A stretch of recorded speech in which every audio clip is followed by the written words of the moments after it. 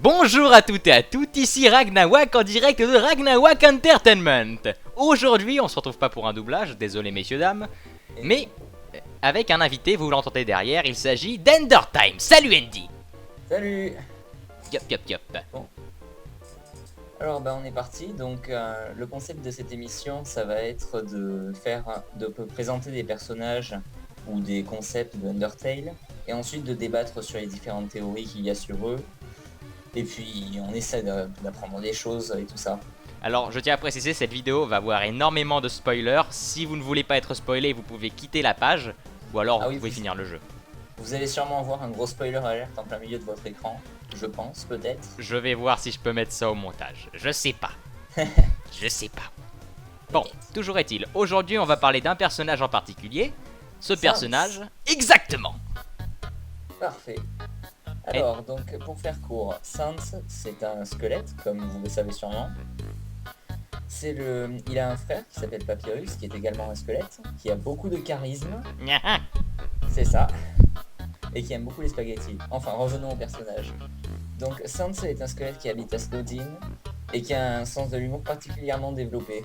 Il est beaucoup aimé des autres gens de la ville. Oui. Oui, c'est-à-dire qu'il est très populaire en fait. Et puis, il a un style vestimentaire plutôt particulier. Plutôt spécial, on va dire. C'est-à-dire, il se trimballe en short avec une veste à capuche et en pantoufles roses. Jusque-là, c'est la présentation physique. Voilà. Et alors, est-ce que tu peux nous dire grosso modo qu'est-ce que ce personnage a de particulier? Eh bien, ce personnage, en fait, c'est un personnage qui ne montre pas ce qu'il est réellement intérieurement dès le début de l'histoire. C'est-à-dire, il va se faire passer en quelque sorte pour, comment dire, un blagueur. Voilà, un blagueur.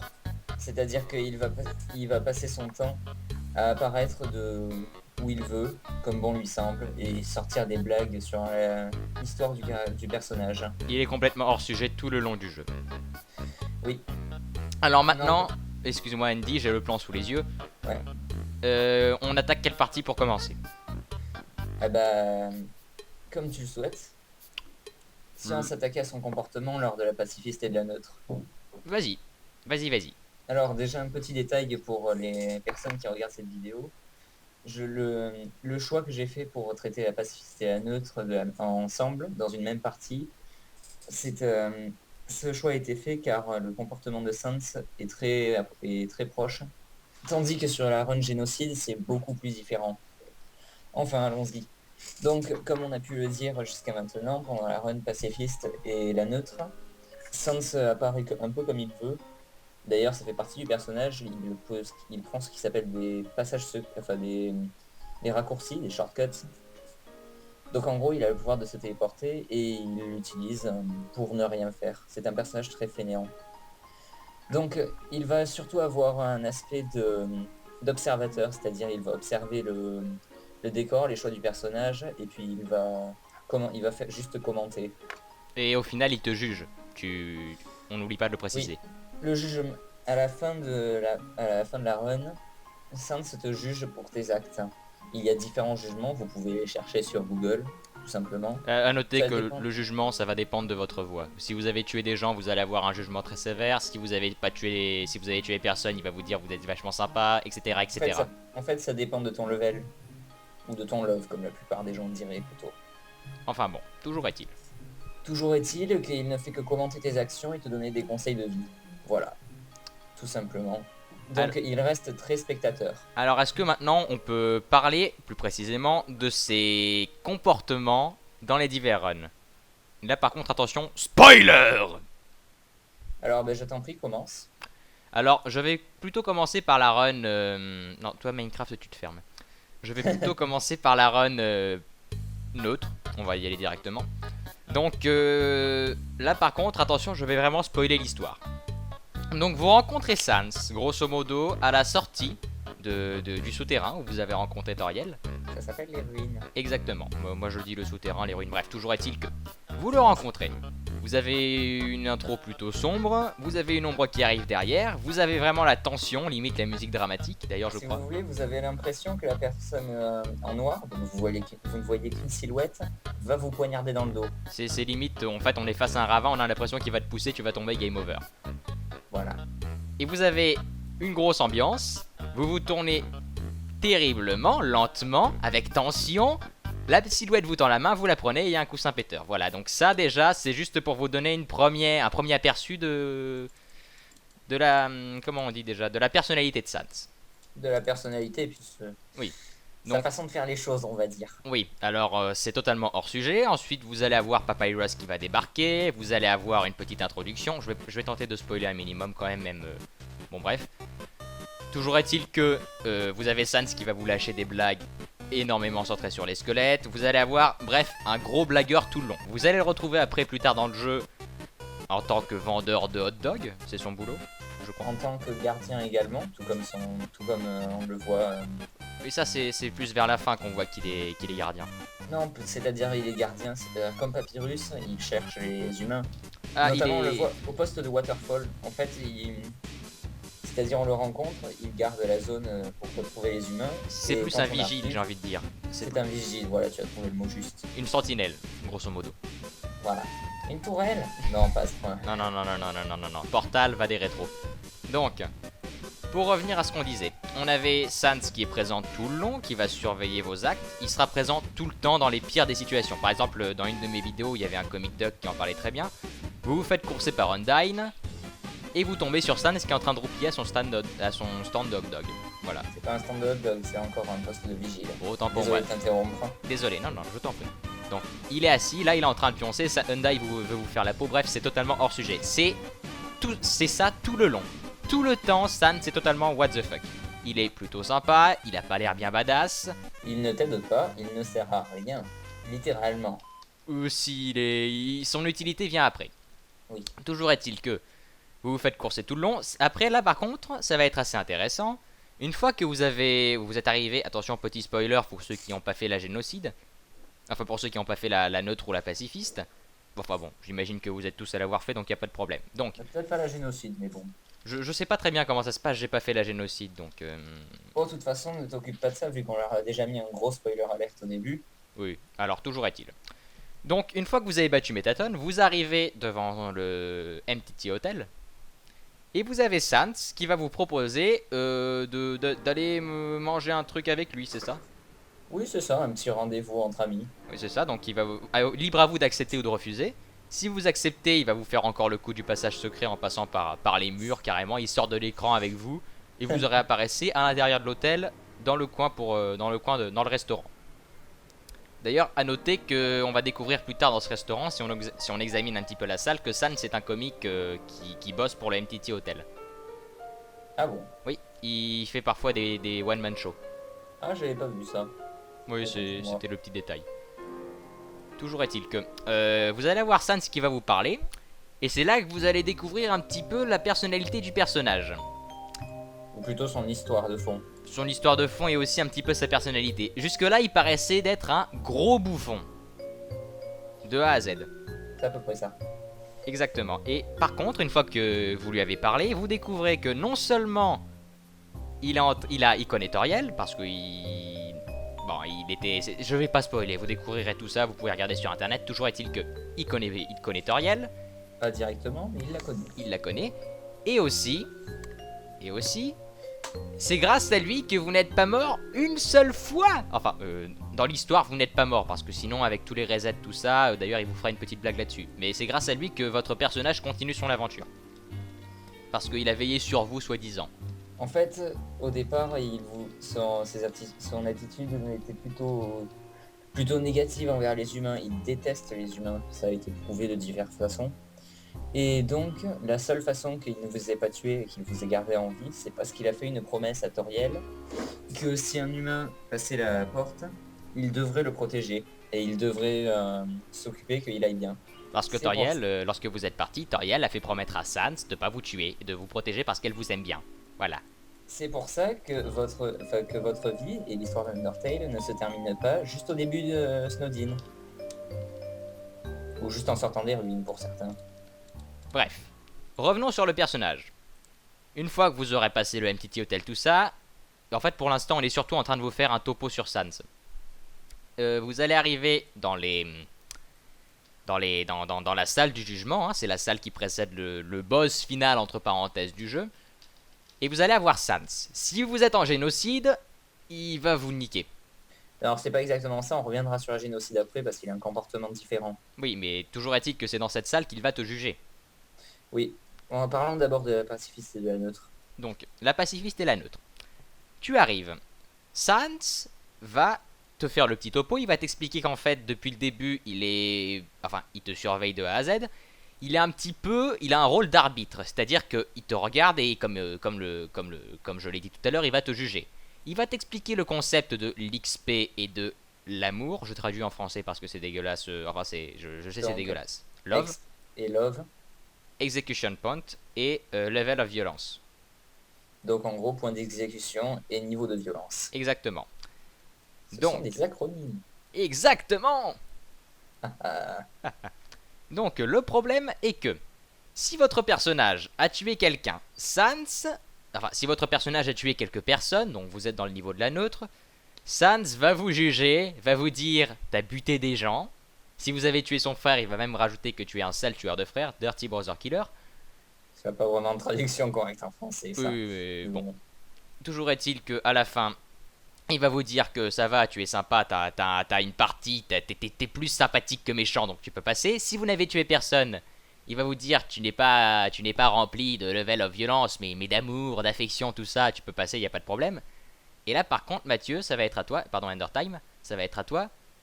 Parle-nous de la génocide.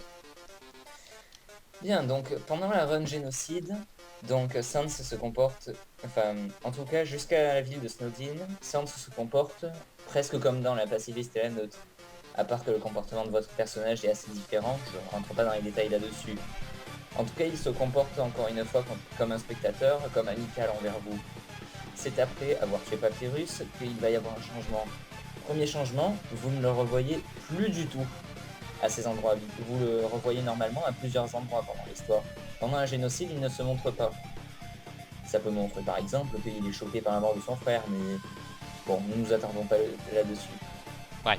Toujours est-il que la prochaine fois que vous le verrez, après avoir vu Snowdin, c'est dans le hall du jugement, comme on a dit précédemment. Dans ce hall-là, donc, il va discuter avec vous, vous juger encore une fois. Bien sûr, il va vous juger très méchamment parce que vous avez tué tout le monde et qu'il est une des dernières créatures vivantes dans le monde souterrain. Voilà. Et après ça, il va vous attaquer. Et c'est là qu'on va avoir la phase de combat la plus mortelle de toute l'histoire. C'est-à-dire que Sans est un combat vraiment violent. Il va vous attaquer sans vous prévenir. Il va vous lancer son attaque la plus puissante, entre guillemets, dès le début du combat. C'est le premier à attaquer, il ne vous laisse même pas le choix d'attaquer avant qu'il vous tue.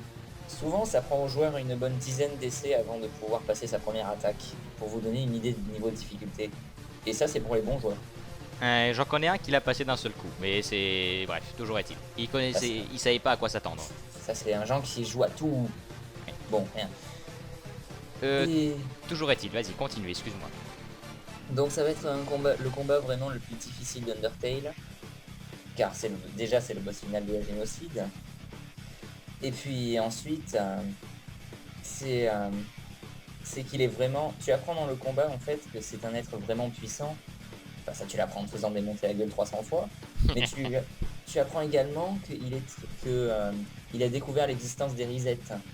Et donc des différentes timelines, comment on appelle ça, des lignes temporelles. C'est-à-dire qu'il a appris que ton personnage puisse remonter le temps pour réparer ses erreurs ou pour changer sa run, etc. Il en a donc déduit que rien n'avait d'importance dans ce monde puisque tout se reset un jour. Et c'est pour ça qu'il est flemmard et qu'il ne veut rien faire parce qu'il sait que ça n'aura aucune importance sur ce qui va arriver. Mais il te dit également que de voir que tu as tué tout le monde et tout cela, qu'il ne peut plus s'occuper de rien car il sait que tout le monde sera détruit si tu continues. Donc il est obligé d'intervenir à cause de ça. Et oui, et au final, je tiens à préciser que vous réussissez à tuer Sans par fatigue. C'est pas par fatigue, c'est plus que, au final, le seul moyen de le battre, enfin le seul moyen que vous trouvez de le battre, c'est finalement de le tuer de façon plutôt comment dire, sous garde, si ça se dit.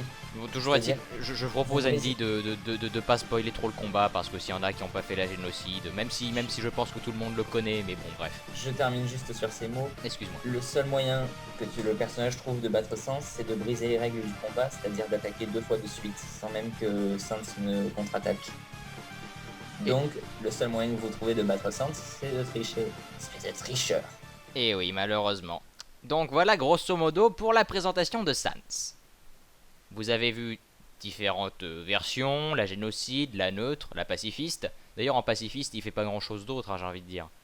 Non, Il fait rien. la neutre et la pacifiste sont très semblables par le fait qu'il n'interagit pas et qu'il Même, ne je veux fait que dire, parler. la vraie pacifiste, il a pas vraiment d'importance comparé à la neutre, quoi. Tu vas juste le voir 2 secondes, après il se fait avoir par Azriel et c'est tout. De toute façon, Sans n'a aucune influence sur la fin des différents combats, etc. En plus.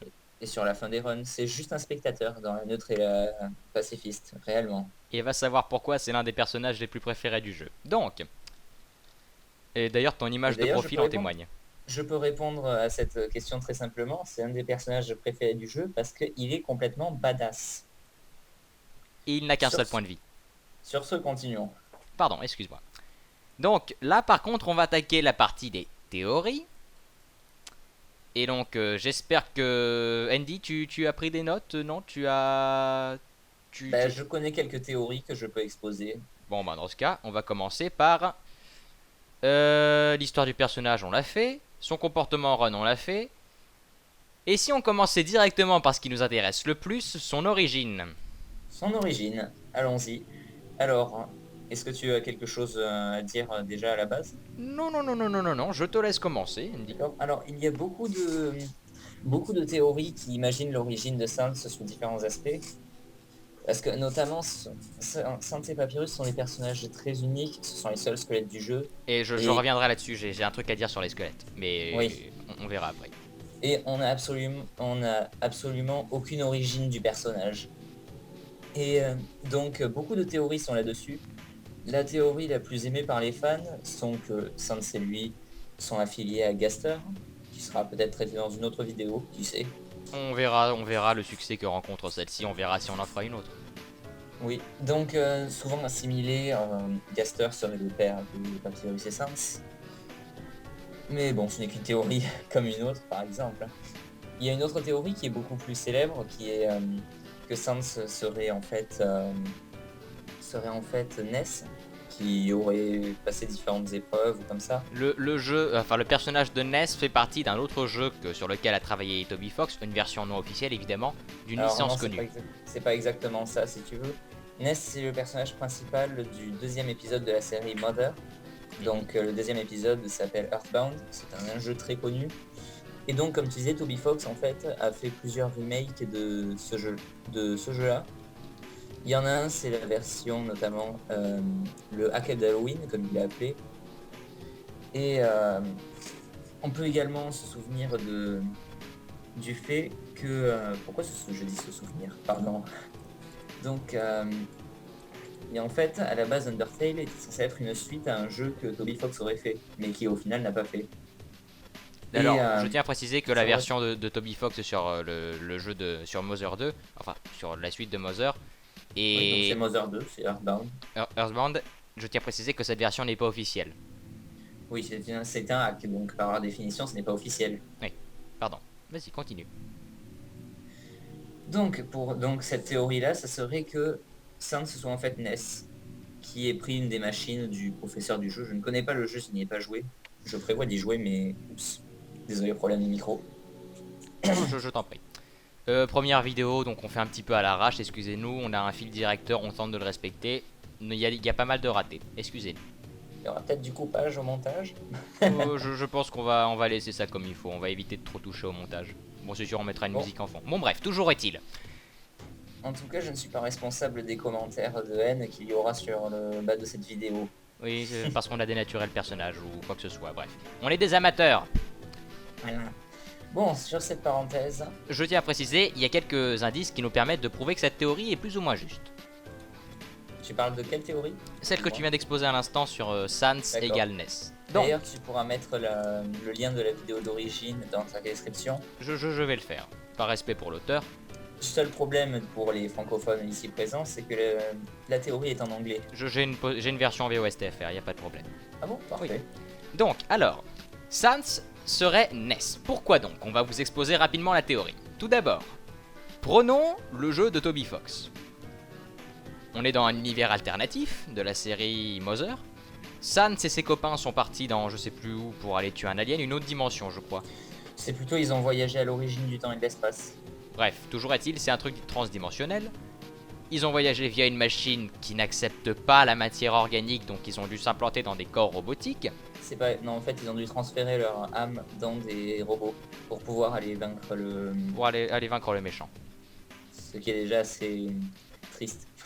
Donc, Bon. dans cette version alternative, le prof qui les a envoyés là-bas, qui est le père de l'un des héros, a du remords, devient fou.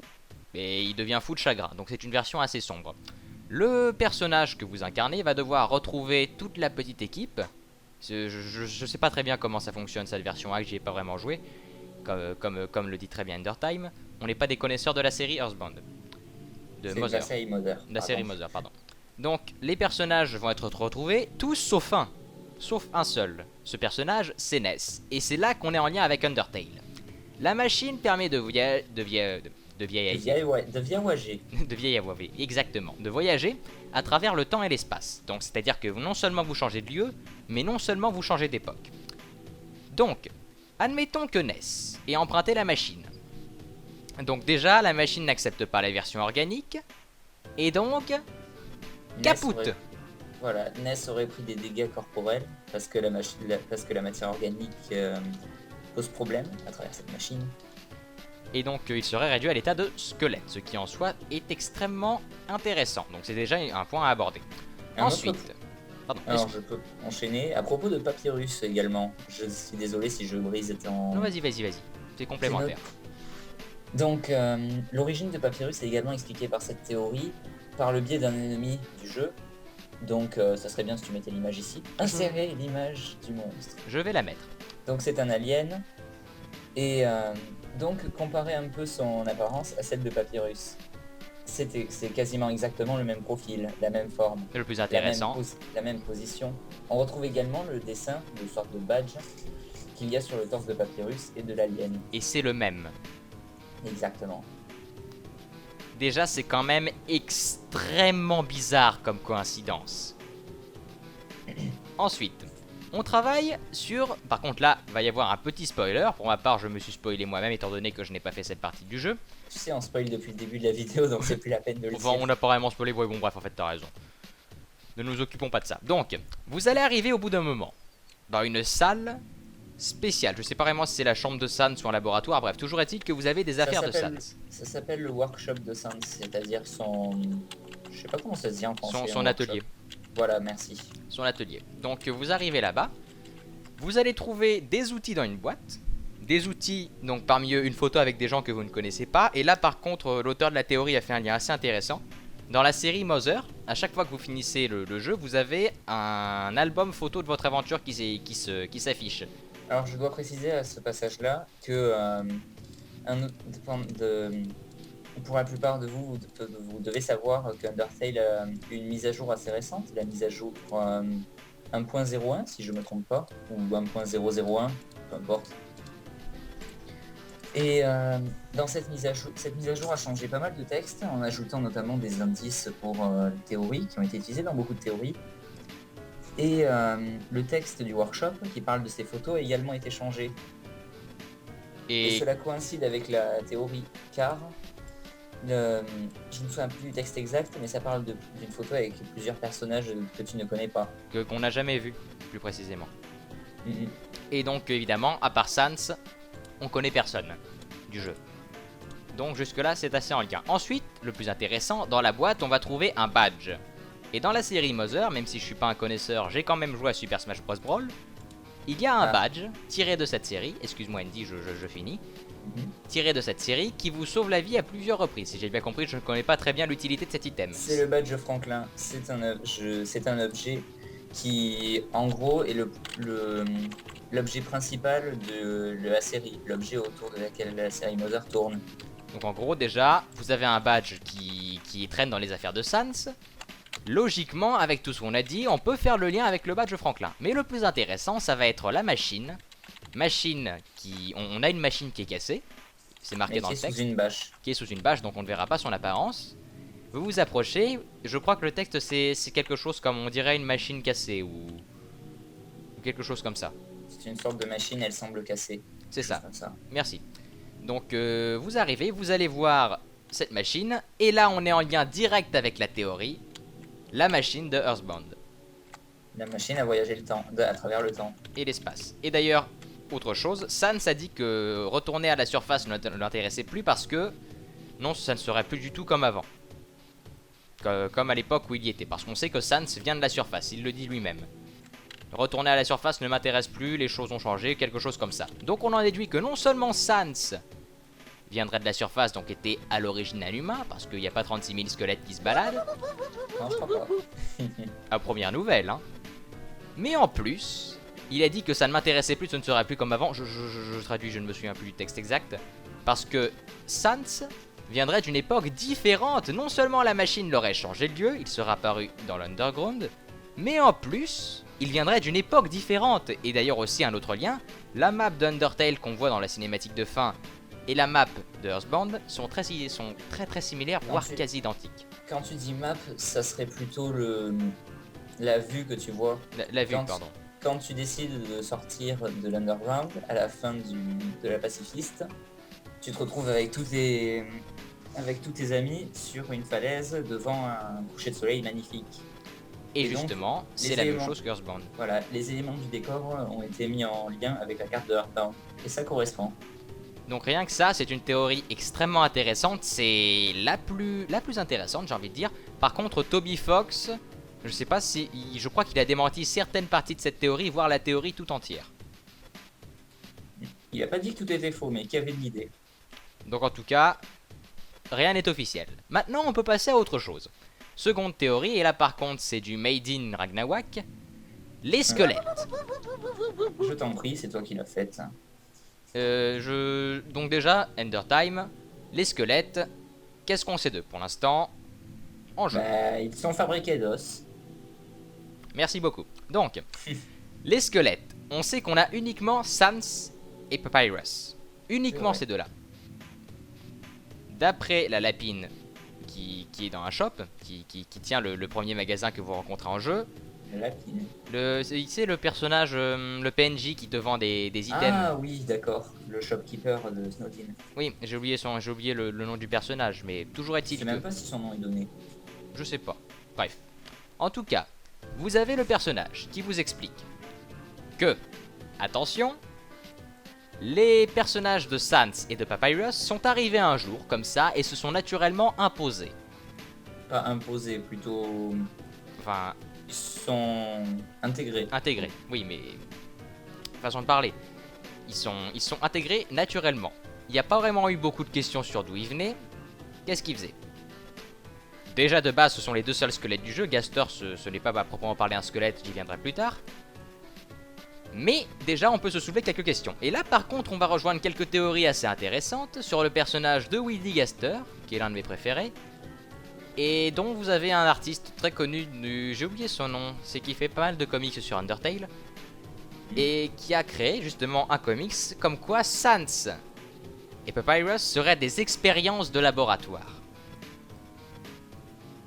Artificielles. Le lien sera dans la description. Merci. Exactement. Merci beaucoup, Andy. Faudrait que je la consulte d'ailleurs. La description? Non, le comics. Ce comics. J'ai pas entendu parler. Bref, je t'enverrai le lien. Donc, toujours est-il que rien que ça, on peut se poser des questions.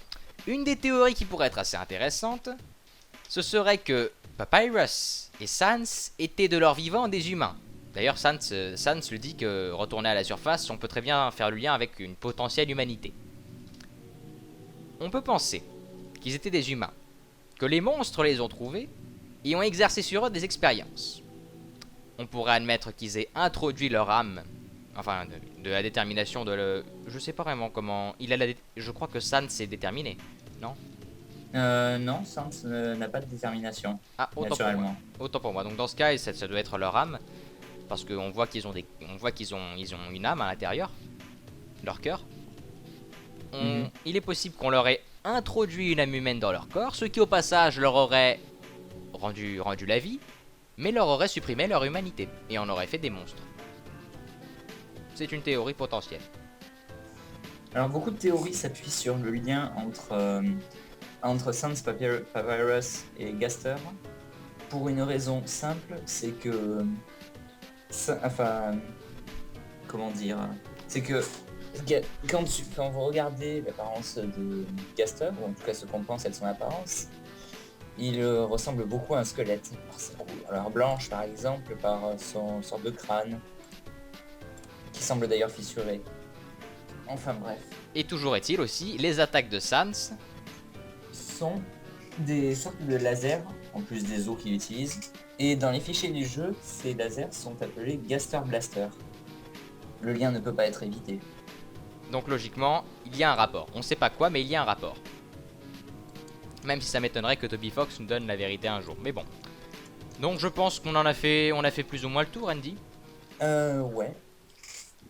Bon, bah dans ce cas, on va arrêter la vidéo. Ok, eh ben... Au revoir tout le monde. Bah écoutez, c'était Ender Time en compagnie de Ragnawak, hein. Première J'espère. vidéo. Et si Sans était là, il dirait, je pense, j'espère que vous avez passé un beau moment. Ok, viens. Euh, Non mais, excusez-nous, mais c'était une vidéo assez faite à l'arrache. On avait prévu de le faire depuis un petit moment, mais faute d'horaire en commun, on a eu un petit peu de mal. C'était vraiment fait à l'arrache, c'était vraiment bâclé. Il y a eu beaucoup de combien de ratés. fois tu vas le répéter encore? J'aime bien me répéter, désolé.